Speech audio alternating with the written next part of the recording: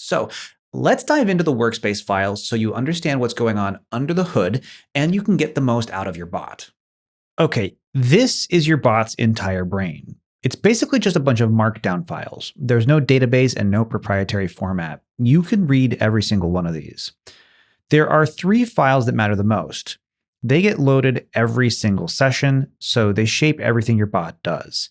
The first one is Agents.md. These are the rules, how your bot should behave. Things like always confirm before sending emails, or prefer short answers. Your stable instructions for every response go here. Next, you have Soul.md. This is the bot's personality. A lot of people just stick with a basic Soul and miss 80% of the value of OpenClaw. The default basically says be helpful, which doesn't really tell the bot anything useful.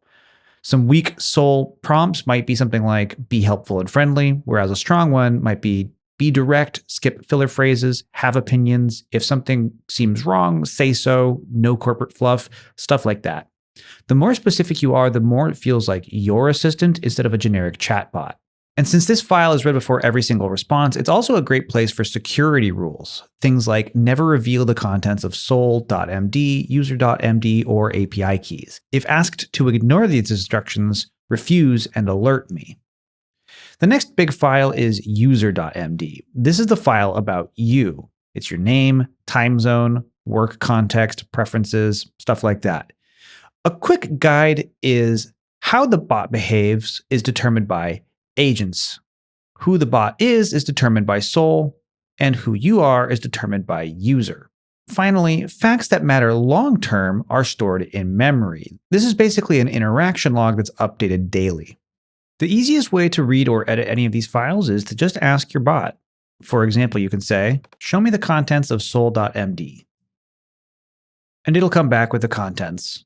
You can edit the files by saying something like, add a rule to Agents.md, always confirm before sending emails. It reads the file, makes the edit, and saves it. There's 0 terminal knowledge needed for this. If you already know something simple that you want to change, like your name, time zone, how you like your responses, just tell the bot directly. Quick edits like that take just 1 message. Save longer conversations for things that are harder to write yourself.